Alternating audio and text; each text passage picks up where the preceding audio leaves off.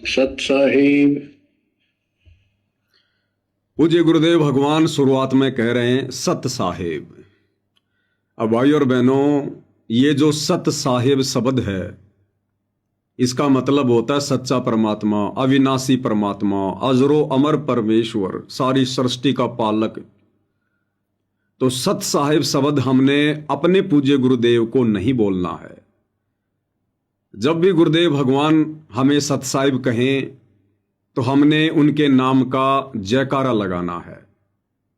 ये सत साहिब हम केवल अपने भगत भाई बहनों को बोल सकते हैं, अन्य भाई बहनों को बोल सकते हैं। जब भी वो हमें मिले, हम उनके पास जाएं तो हम उनको ये कहकर कि जय बंदी छोड़ की, जय हो सतगुरुदेव भगवान की, सत साहिब भगत जी। तो सत साहिब शब्द का प्रयोग हम केवल अपने भगत भाई बहनों तक ही सीमित रखें।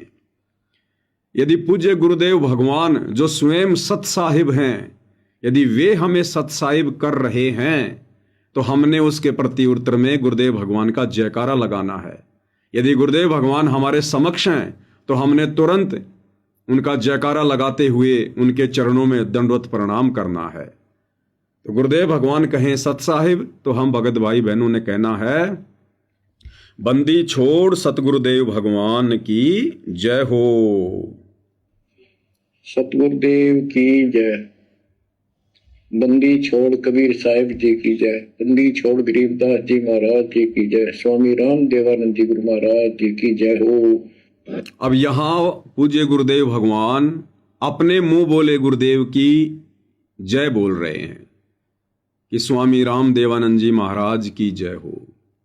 अब भाई और बहनों, ये कलयुग की बिचली पीढ़ी का दौर है, मोक्ष का प्राइम टाइम है, और पूज्य गुरुदेव भगवान ने हमें अध्यात्म को समझाने में कोई कसर नहीं छोड़ी है। एडी से चोटी तक का ज्ञान जितना हमारे लिए अनिवार्य था, पूज्य गुरुदेव भगवान ने पिछले 30-35 वर्षों में हमारे ऊपर उड़ेल दिया है, बारिश की तरह बौछारें कर दी हैं। तो अब हम भगत भाई बहनों ने अपने कॉमन सेंस का भी प्रयोग करना है। हर पॉइंट को, हर संकेत को गुरुदेव भगवान खुलकर नहीं बताएंगे, काल के साथ उनका एग्रीमेंट है।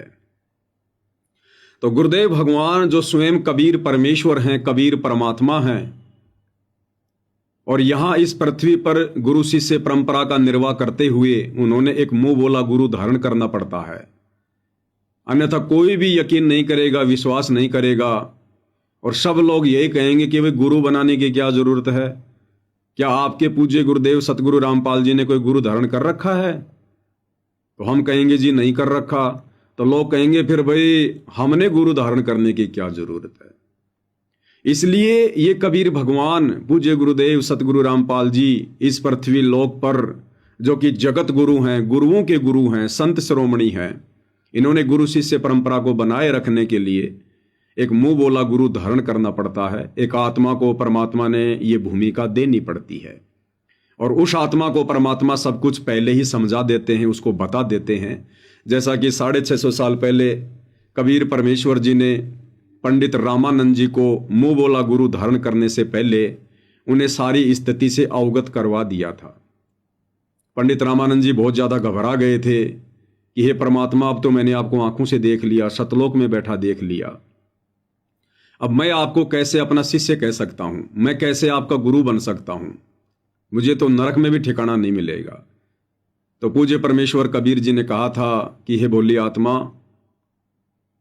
सांसारिक दृष्टि से आप मेरे मुंह बोले गुरु जी और मैं आपका शिष्य, लेकिन हकीकत का आपको पता है और मुझे पता है। उसके बाद में पंडित रामानंद जी ने हाँ भरी।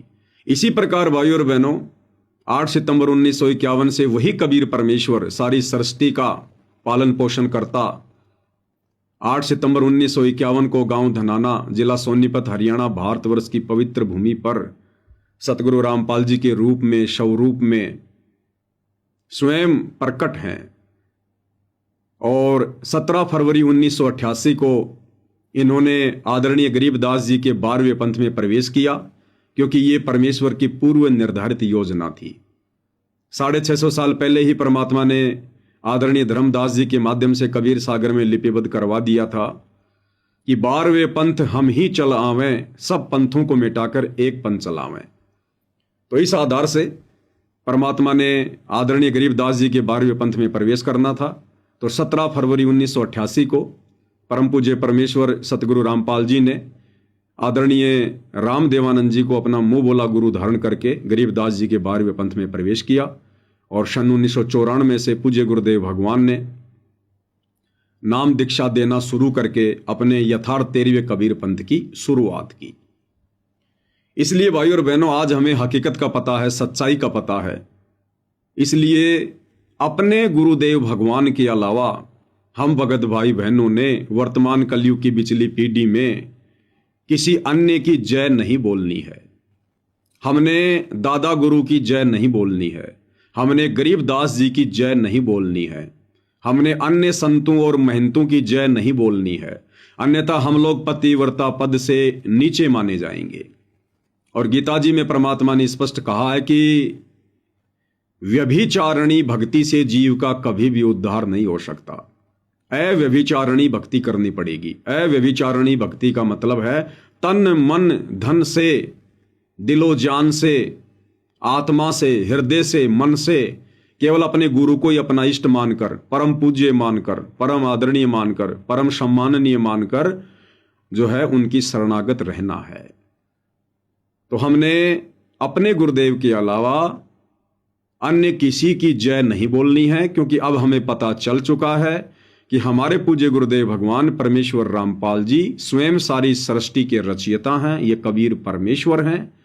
और बाकी जितने भी संत महंत महात्मा हैं, ये सब उनकी लीला का एक पार्ट है। और हमने पतिव्रता पद पर रहकर परमेश्वर को प्रसन्न करना है। तो गुरुदेव के अलावा हमने अन्य किसी का जयकारा नहीं लगाना है, बिल्कुल नहीं लगाना है। जब तक हमने लगाई तब तक लगाई, क्योंकि हमें ज्ञान नहीं था। अब हमने ना ही तो गुरुदेव के अलावा किसी का जयकारा लगाना है, और ना ही पूज्य गुरुदेव सतगुरु रामपाल जी परमेश्वर जी के अलावा हमने इस पृथ्वी पर, इस सृष्टि में अन्य किसी को दंडवत प्रणाम करना है।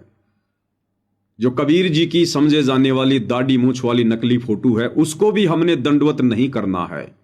हम कबीर परमेश्वर के नाम का जयकारा लगा सकते हैं, लेकिन वो जयकारा उस दाढ़ी मूछ वाली फोटो के लिए नहीं होगा, क्योंकि अब हमें पता चल गया कि कबीर नाम परमेश्वर का नाम है।